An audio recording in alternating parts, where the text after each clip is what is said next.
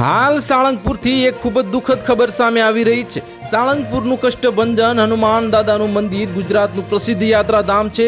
અહીં બારે માસ ભક્તોનો ઘસારો રહેતો હોય છે અને તેમાં પણ હનુમાન દાદાનો શનિવાર હોય તો વધુ ભીડ રહેતી હોય છે।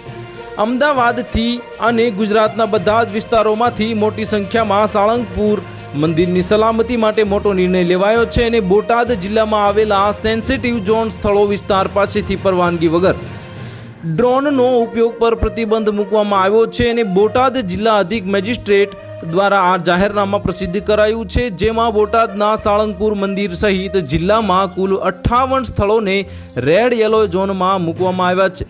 બોટાદ જિલ્લાના સેન્સિટિવ ઝોન પાસે પરવાનગી વગર ડ્રોનના ઉપયોગ પર પ્રતિબંધ લગાવાયો છે।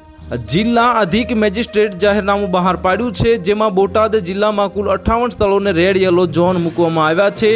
બોટાદ અને ગઢડા તાલુકામાં આવેલા મોટા ડેમો પર પણ પ્રતિબંધ મુકાયો છે। તો હાલ માટે આટલું જ। મળીશું નવી અપડેટ સાથે। જો તમને અમારા વિડીયો પસંદ આવતા હોય તો વિડીયોને લાઇક કરી દેજો, ચેનલને સબસ્ક્રાઇબ કરી બાજુમાં આવેલા બેલ આઇકનને દબાવી દો, જેથી તમને આવા સમાચારની અપડેટ મળતી રહે।